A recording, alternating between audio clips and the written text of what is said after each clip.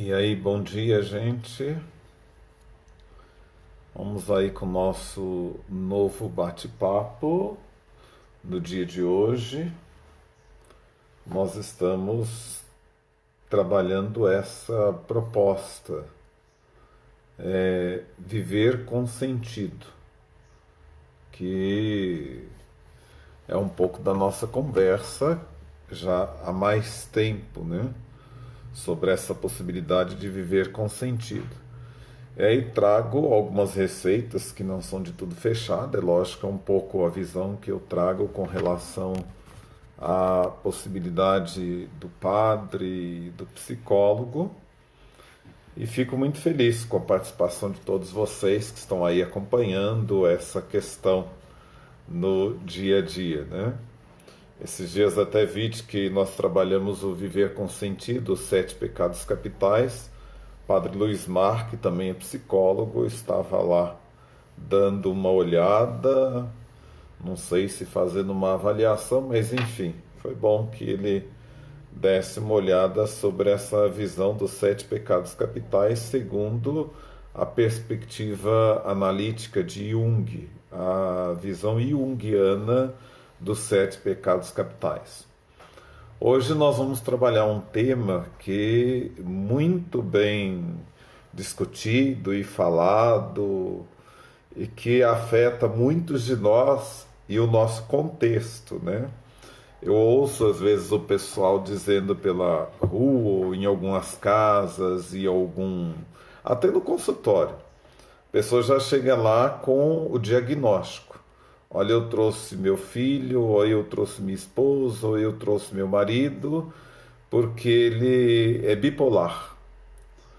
E eu acho até interessante, porque procuram a gente, mas já tem um laudo, já tem uma definição, já tem um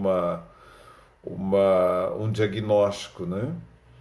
E eu falo de que foi um tema tratado pelo Papa Francisco também, por ocasião do término dos trabalhos no Vaticano, né? Ou seja, na cúria, nas instâncias do Vaticano, quando ele dirige a sua palavra, a locução aos bispos, aos funcionários da cúria romana, né?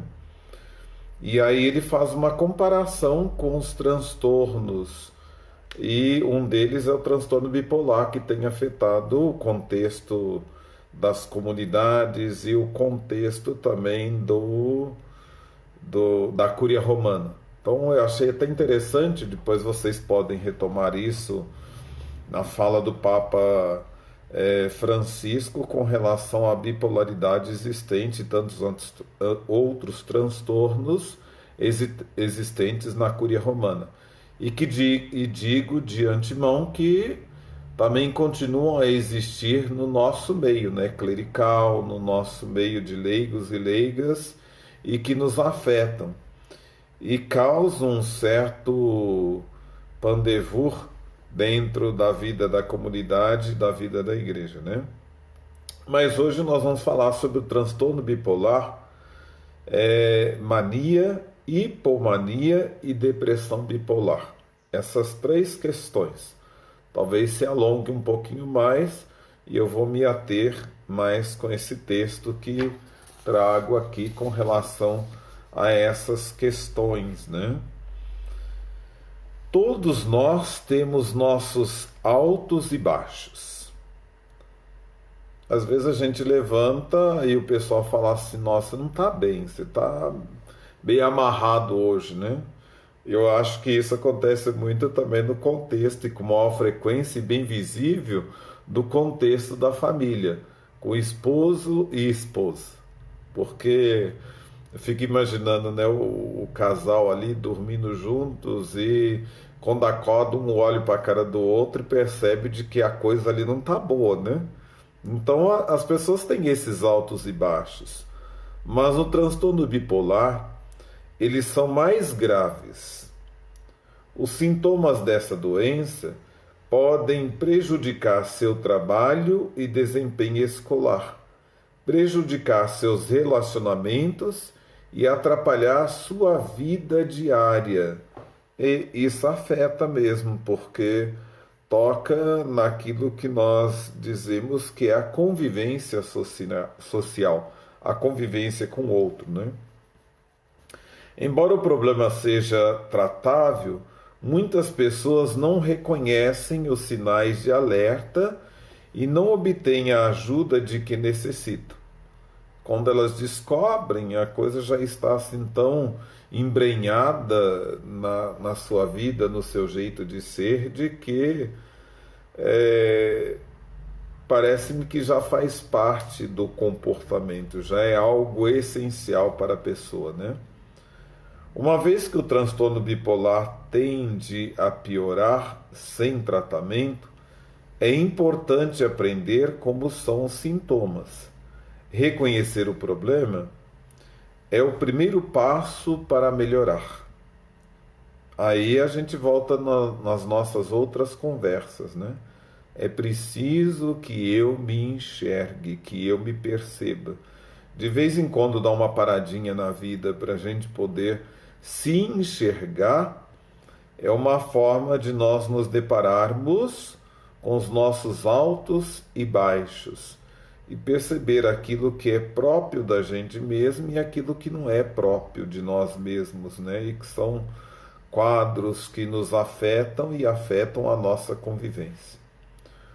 O transtorno bipolar, também conhecido como psicose maníaco-depressiva, provoca mudanças graves no humor, na energia, nos pensamentos e no comportamento. Dos picos de mania em um extremo para os pontos baixos de depressão no outro. São dois extremos, né? Mais do que apenas um bom ou mau humor fugaz, os ciclos do transtorno bipolar duram dias, semanas ou meses. A impressão que nós temos, daí é a visão minha, é de que quando você está diante de uma pessoa bipolar, você percebe de que ao se colocar diante dela parece que você vê que é uma única pessoa, mas de que parece que você está conversando com outra pessoa, está diante de outra pessoa. O comportamento é completamente diferente. E ao contrário de oscilações comuns de humor, as mudanças no transtorno bipolar são tão intensas que interferem em sua capacidade de atuar. Durante um episódio de mania, uma pessoa pode impulsivamente sair de um emprego, gastar enormes quantias em cartões de crédito ou se sentir refeita depois de dormir 2 horas. Quem ainda não vê essa questão do transtorno bipolar, basta assistir ao filme Mr. Jones. E aí vocês vão ver porque é o Richard Gere que apresenta essa questão do transtorno bipolar, né? Durante um episódio depressivo, a mesma pessoa pode se sentir muito cansada para sair da cama e cheio de alta aversão e desesperança sobre estar desempregada e com dívidas. Olha a confusão que gera para quem convive com o bipolar, né? Ela está cansada para sair da cama, mas uma certa aversão, desesperança sobre estar desempregada e com dívidas.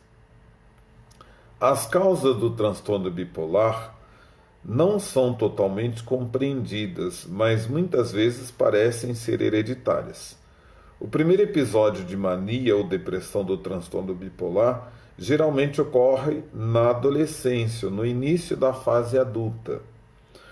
Os sintomas podem ser sutis e confusos. Muitas pessoas com transtorno bipolar são negligenciadas ou mal diagnosticadas, o que resulta em sofrimento desnecessário. Mas com tratamento adequado e apoio, você pode levar uma vida rica e gratificante. Então, olha isso como é interessante. Eu falar assim de que tá certo dentro das nossas comunidades e no nosso meio há muita gente com transtorno bipolar, né? E que apresenta esses quadros bipolar, né? Esses quadros de referências avessas, né? Vai de um lado e para o outro, né? Bom, é bom ter a presença de vocês. Um abraço para Fátima Assis, Maria Eni, Heloísa Campos, Cleusa Grossi aí participando conosco. Mas é bom que a gente saiba, dentro dessa questão da bipolaridade, o que são mitos e fatos sobre o transtorno bipolar. Porque corriqueiramente as pessoas sempre dizem, né? Parece que fulano é bipolar. Mas você devolve a pergunta, por que você disse que fulano é bipolar? Sei lá, ele é completamente diferente. Um dia ele está assim, outro dia ele está assado, outra hora ele está assim, outra hora ele está assado. Vocês viram assim de que o quadro ele permanece, não são momentos de oscilação, né, rápido, mas são momentos de oscilação que delonga muito tempo, né, demora bastante, né? Então é preciso que a gente quebre alguns tabus, alguns mitos, né? Bom dia, Thelma, o Fábio Zanardo. Bom dia. Bom, mito. As pessoas com transtorno bipolar não podem melhorar ou levar uma vida normal. Isso é mito. Fato. Muitas pessoas com transtorno bipolar têm carreiras de sucesso, vida familiar feliz e relacionamentos satisfatórios. Viver com transtorno bipolar é um desafio, mas com o tratamento, habilidades saudáveis para enfrentar o problema e um sistema de suporte sólido, você pode viver plenamente enquanto administra seus sintomas. Então você consegue conviver, né? Falar que a pessoa não tem como conviver, isso é mentira. Você tem como conviver sim. Daí eu digo assim, o que a gente precisa para poder conviver com uma pessoa que possui o transtorno bipolar? Não é olhar para o outro com teu olhar, né? Mas é olhar com o outro com o olhar do transtorno bipolar, para você poder enxergá-lo, né?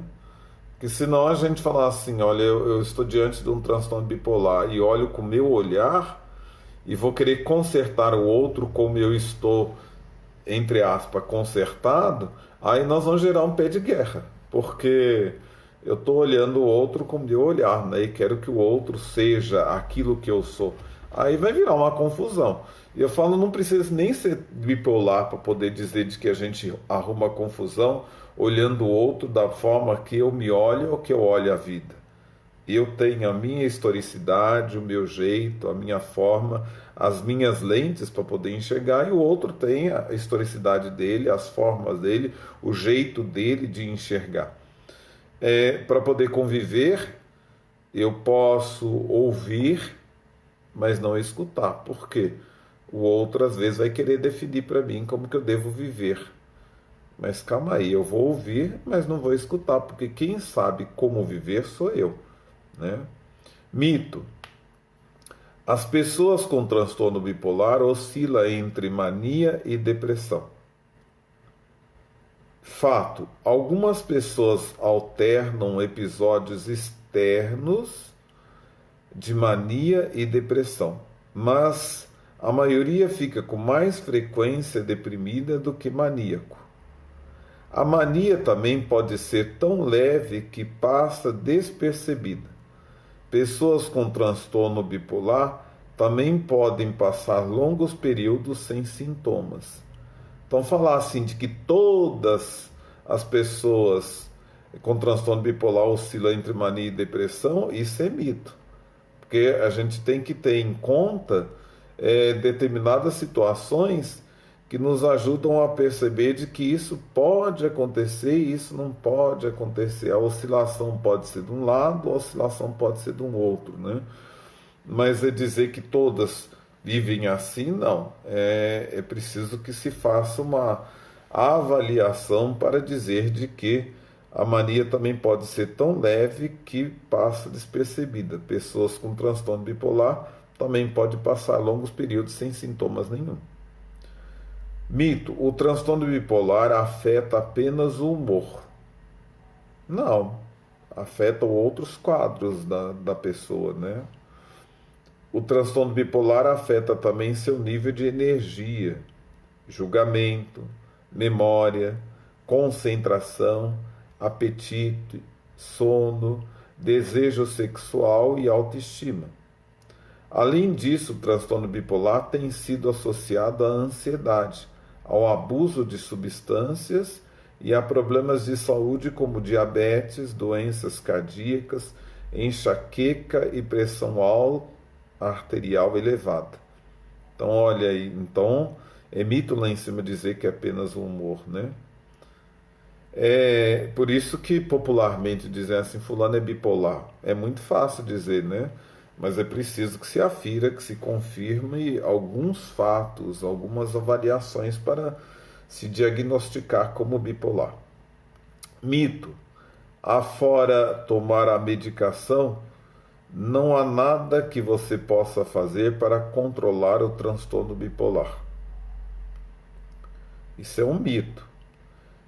É fato: embora a medicação seja a base do tratamento, a terapia e estratégias de autoajuda também desempenham papéis importantes.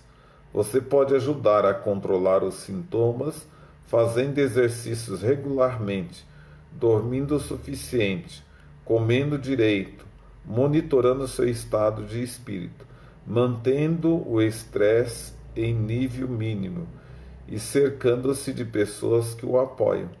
Então, falar assim, olha, o medicamento ajuda a acalmar a maré, né? Quando a maré está baixa, então você vai trabalhando algumas questões no relacionamento, alguns costumes, alguns quadros que você possa ter noção daquilo que você consegue se controlar, daquilo que os outros vão te ajudar a controlar, né? Sinais e sintomas do transtorno bipolar. O transtorno bipolar pode ser muito diferente em pessoas diferentes. Os sintomas variam muito em padrão, gravidade e frequência.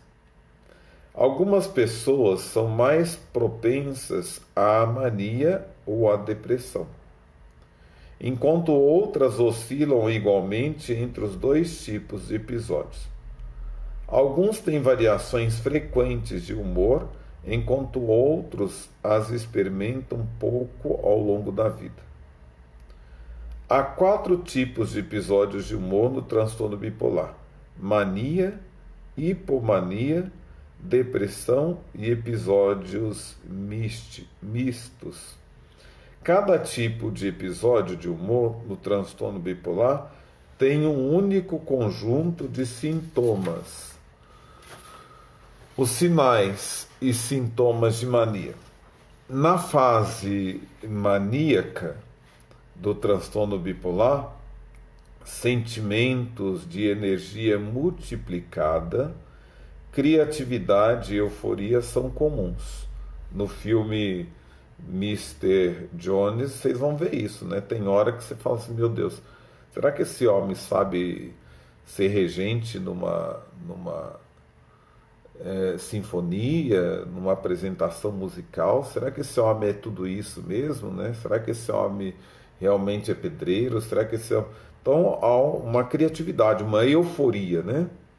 As pessoas que experimentam um episódio maníaco frequentemente falam a 1000 por hora, dormem muito pouco e são hiperativas, né? Elas são mais agitadas, né? No quadro de mania, a gente está falando.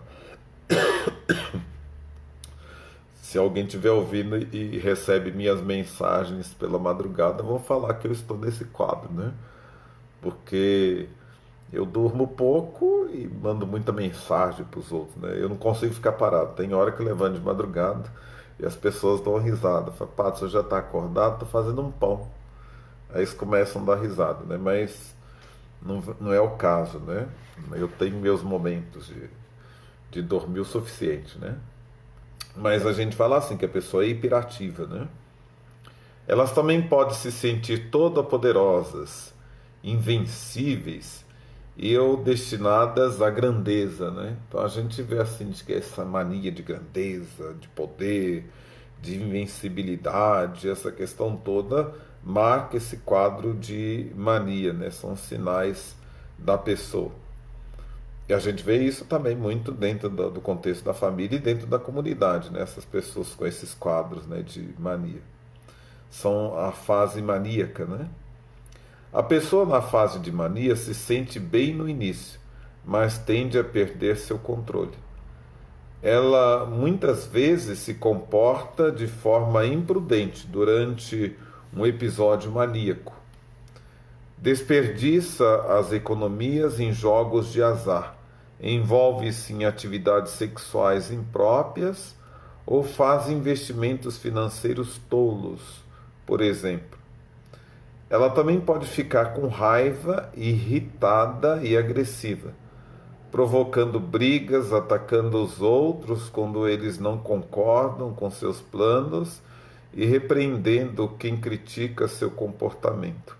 Aí a gente fala assim, ela sempre vive espetando os outros para poder ver se consegue ali criar esse quadro, né, de briga, para poder descarregar a raiva, essa questão toda, né? Algumas pessoas até entram em delírios ou começam a ouvir vozes. Então é esses delírios que possivelmente a gente fala de que são quadros de paranoias, né? Que a gente fala. São muitos movidos pela paranoia, né? São cismadas, levam a esses delírios. Sintomas da hipomania. A hipomania é uma forma menos grave de mania. Pessoas em estados hipomaníaco sentem-se eufóricas, dinâmicas e produtivas, mas são capazes de tocar adiante sua vida cotidiana e nunca perder o contato com a realidade. Então, está mais com o pé no chão, né? Para outros, pode perceber que as pessoas com hipomania estão simplesmente em um estado de bom humor invulgar. No entanto, a hipomania pode resultar em decisões ruins que prejudicam relacionamentos, carreiras e reputações. Além disso, ela muitas vezes se agrava a ponto de chegar à mania severa ou é seguida por um grande episódio depressivo. Então é interessante pensar com relação a isso.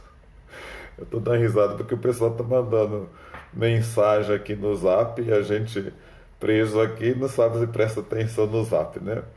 Os sinais e sintomas de mania mais comuns incluem sentir-se extraordinariamente alto e otimista ou extremamente irritado, crenças irrealistas, grandiosas sobre os próprios poderes e habilidades, dormir muito pouco, mas sentir-se extremamente dinâmico, falar tão rapidamente que os outros não conseguem acompanhá-lo, saltar rapidamente de uma ideia para a seguinte. Então a gente vê muito isso daí, né? As pessoas ficam viajando na maionese, né?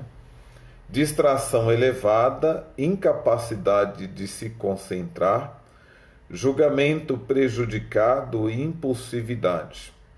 Agir de forma imprudente sem pensar nas consequências. Delírios e alucinações em casos graves.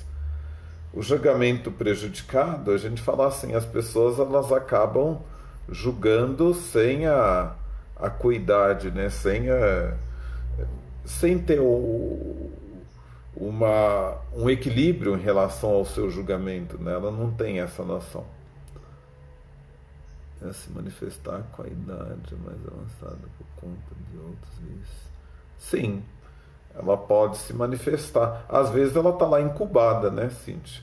E às vezes ela se manifesta com a idade, mas ao longo da vida. Mas às vezes ela tem uns quadros mais leves e se afloram com a idade mediante a alguns outros vícios, né? Então a pessoa acaba botando para fora aquilo que estava meio adormecido, né? E que a gente não perceberam quadros leves e se tornaram quadros grandes e pesados ao passar do tempo mediante alguns vícios, né? Isso é possível. Os sinais e sintomas da depressão bipolar, daí é o outro lado, né? Então nós vimos um lado mais eufórico, agora um lado mais recatado, mais recolhido, né? E é lógico que nós vamos ainda continuar falando sobre a bipolaridade e como lidar com essa questão. No passado, a depressão bipolar foi mesclada com a depressão comum, né? Então se juntava, né? Mas um número crescente de pesquisas sugere que há diferenças significativas entre as duas, especialmente quando se trata de tratamentos recomendados. É bom ver que quando a gente fala de bipolaridade, nessa euforia e nessa depressão, desse recolhimento, mas a gente tem que ver de que também tem um quadro de distimia, né? A pessoa vive essa questão do humor também, mas numa tristeza singular, né? Nós vamos falar sobre isso, vocês vão falar assim, não, então como distinguir uma e outra, né? E aí eu falo assim, de que são algumas questões mesmo para os especialistas diagnosticarem e terem um tratamento, né? A gente não pode, porque ouviu, fulano é isso, porque eu via muito isso, né? Às vezes naquele programa do Drauzio Varela, que eu achava formidável, ele falava numa linguagem compreensível para todos, quando ele fazia o programa aos domingos, na segunda, terça, quarta-feira, estava cheio de mãe lá no meu consultório. Eu trouxe meu filho porque é hiperativo, eu trouxe meu filho porque ele sofre disso, eu trouxe meu filho. E eu falei assim, meu Deus, mas onde a senhora viu isso? Como não? Eu tenho certeza, eu sou a mãe, eu sei.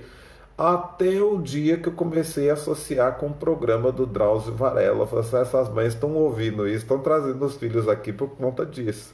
Então eu começava a dar risada. Assim, olha, fulano tem isso. Falar assim, o Drauzio Varela assinou o laudo. Então as mães falam assim, por que você está falando isso? Não, porque a senhora viu isso. Foi no programa.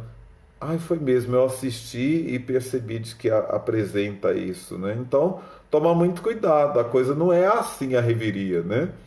Bem como não é a reviria também as questões de você apresentar num consultório já com laudo pronto, né? Espera, vamos levar para alguém capaz, alguém que consegue diagnosticar, fazer uma análise, uma avaliação precisa, né? Eu falo que nos atrapalha muito nessa questão da saúde mental é a questão financeira. Nós não queremos, nós gastamos com tudo. Nós gastamos com muitas coisas supérfluas, mas na hora da gente gastar com a gente mesmo, aí a gente acha que é muito, vai, não, é perder tempo, é perder dinheiro. Não, não é assim. Olha, o tempo que eu gasto comigo é que faz com que eu seja a pessoa mais importante para mim mesmo, né? O valor que eu gasto comigo. Aí a gente volta lá no início, quando eu dizia assim, olha, quem já se deu um presente, né? A gente compra presentes para ver o tanto que a gente não se dá valor. A gente vai a uma loja comprar um presente, a pessoa pergunta, o vendedor, não é para presente? Ela fala, não, não é para mim mesmo. Uai, mas mesmo sendo para você, não pode ser embrulhado? Então olha para ver o valor que a gente se dá, né? Eu faço questão, eu vou comprar alguma coisa, sim, é para presente, pode embrulhar, é para mim mesmo. Não, mas se é para você, não precisa, não, mas eu faço questão de me dar esse presente, pode embrulhar. Então é interessante pensar assim, né? A gente precisa gastar para poder conseguir algo mais apurado e ter uma noção. E eu falo assim, olha, e quando você procurar um especialista, se não for para você, for para alguém, ou mesmo que se for para você mesmo, como que eu devo lidar comigo, ou como que eu devo lidar com fulano, só pode ao menos me ajudar em relação a isso. Não queira criar um jeitinho todo nosso brasileiro, né, da gente aproveitar esses programas, essa situação, fazer o nosso diagnóstico e depois, bom, agora eu já sou um psicólogo, eu ouço muito isso das pessoas, né? Olha, eu não fiz psicologia, não, mas eu sei muito de psicologia.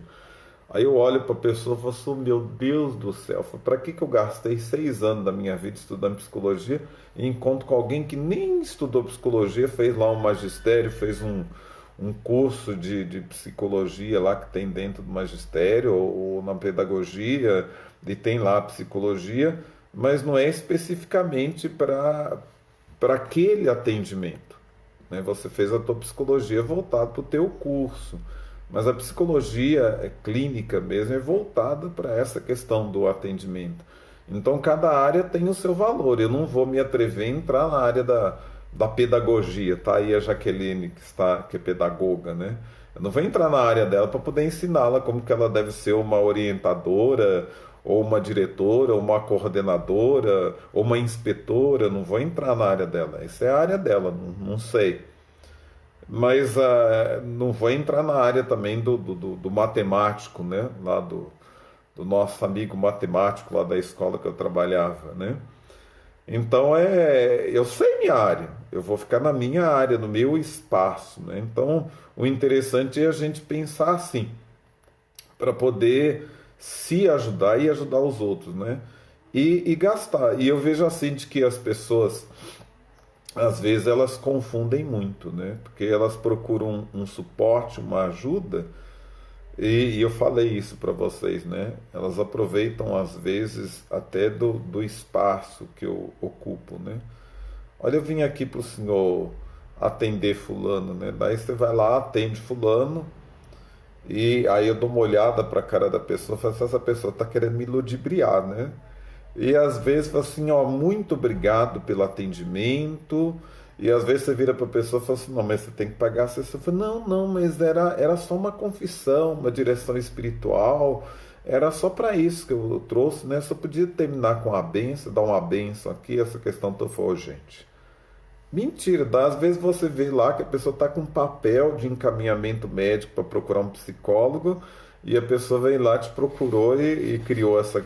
Então, falando assim, a gente arranja sempre uma forma de bular, né? De enrolar, desculpa, não saiu a palavra, mas de enrolar, como para favorecer a gente mesmo, né? E às vezes a gente acaba se estragando, né?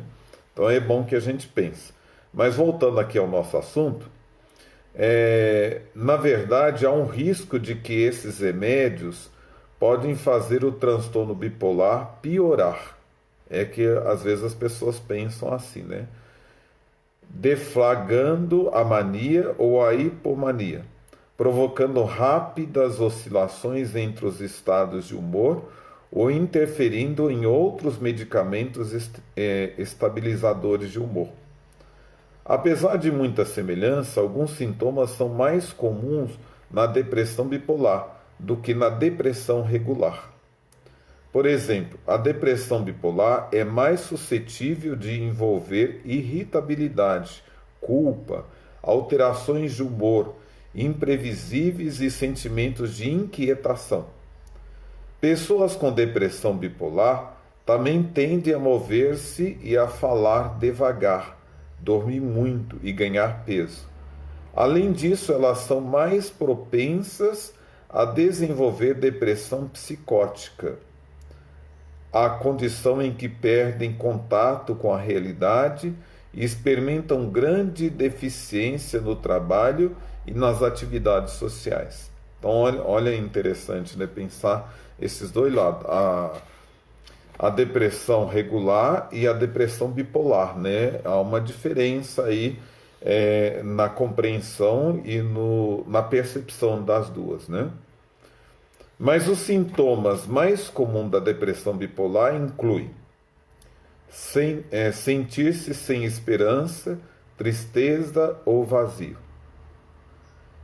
irritabilidade, incapacidade de sentir prazer, fadiga ou perda de energia, lentidão física e mental, mudanças de peso ou no apetite, problemas do sono, problemas de concentração e memória, sentimentos de inutilidade ou culpa, pensamentos de morte ou suicídio. Então, é bom que a gente pense sobre isso e aí nós podemos continuar a conversar sobre essa questão da bipolaridade. Quem sabe amanhã, além disso tudo que nós havíamos falado, dos sinais e sintomas da depressão bipolar, mas nós podíamos pensar em conversar amanhã sobre os sinais e sintomas de episódios místicos, as diferentes faces do transtorno bipolar, para a gente ver, e o tratamento para o transtorno bipolar. Então a gente pode conversar sobre isso, as noções básicas de tratamento de transtorno bipolar, para a gente ter mais ou menos uma noção como lidar com tudo isso. Então espero que eu tenha ajudado a todos vocês com relação a essa questão do transtorno bipolar. E aí a gente vai conversando, porque eu falo assim, olha, quando a gente vai em busca dessa questão dos transtornos, do adoecimento, eu vejo minhas alunas e meus alunos lá no curso de extensão em psicopedagogia, em psicologia, quando nós trabalhamos essa questão do adoecimento, sintomas e adoecimentos do mundo contemporâneo, né?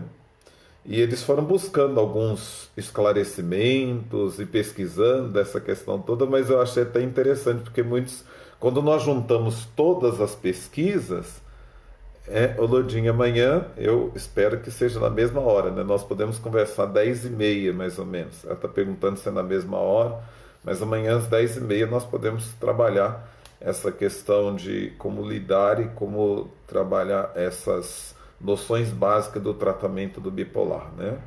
Podemos conversar amanhã às 10h30. Eu vou ver se antes, às 8 horas, eu coloco um link falando qual o horário certo e aí fica mais fácil para a gente estar junto. Mas geralmente eu apresento no Facebook e depois eu jogo essa apresentação no YouTube da paróquia Nossa Senhora da Assunção. Sempre aparece lá com o link Viver com Sentido, tá?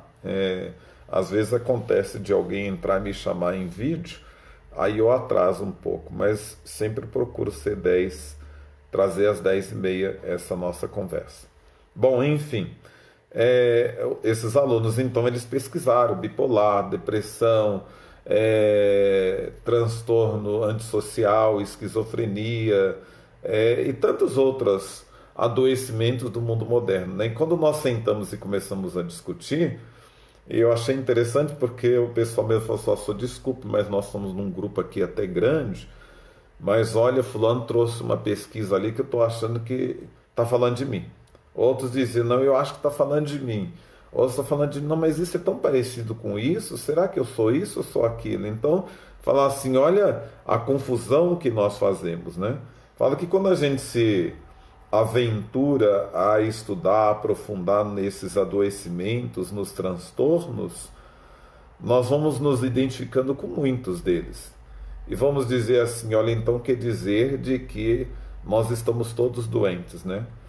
Eu sempre tomava e levo em consideração aquilo que um amigo meu, que possivelmente está aí no Facebook também, ele é psicólogo, Padre Tarcísio, ele dizia quando a gente fazia estágio no Hospital Galba Veloso, em Belo Horizonte. Então ele chegava lá, acendia o cigarrinho dele, começava a fumar e depois às vezes virava pro colega. Você sabe que eu estou chegando a uma conclusão? E eu dizia assim, que conclusão, Tarcísio? Ele falou assim, olha, a conclusão que eu chego é que louco somos nós que estamos aí fora. Porque nós temos tanto quadro de mania que nós chegamos à loucura de tanta mania que nós temos. E o povo que vive aqui dentro, eles não estão nem aí porque os outros vão achar, que os outros vão falar. Se eles tiverem que sair, dar um pulo no muro aqui para, e dizer para os outros de que vai parar o trem, eles vão lá e param o trem, mesmo que os outros façam, "Você é louco." Eles vão lá tentar parar o trem. E se o trem não matá-lo, ele espera o próximo trem para poder dizer que vai parar o próximo trem.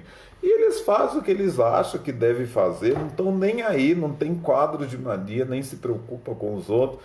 Então eu falar assim, olha, nós vivemos, ele dizia, né, nós vivemos cercados por muros, né? E por causa desses muros, não, a gente vai criando manias, né? Vai criando algumas questões que levam a gente ao adoecimento. E o nosso eu fica tão encoberto por esses quadros de mania para a gente criar uma certa impressão social que nós adoecemos, né? Nos perdemos. Ou somos estranhos de nós mesmos, né? E aí nós criamos várias dificuldades na convivência conosco mesmo, no enxergamento de nós mesmos e dificuldades para convivermos e aceitarmos os outros, né? Porque as nossas manias já estão tão embrenhadas em nós, tão impregnadas que a gente não consegue sair delas. Fica aí a sugestão para a gente e talvez a pergunta, né? Qual é o sinal de loucura que nós podemos enxergar em nós mesmos, né? Na vida da família e da comunidade? E marcados por esses quadros de mania, né? Quais são os quadros de manias que nos afetam dentro do contexto da família e dentro do contexto da vida da comunidade? E que muitas das vezes nos levam à loucura, à impaciência conosco mesmo. Um abraço a todos. Muito obrigado pela participação. Hoje nós falamos bastante, né? Muito obrigado. Até amanhã, se Deus quiser.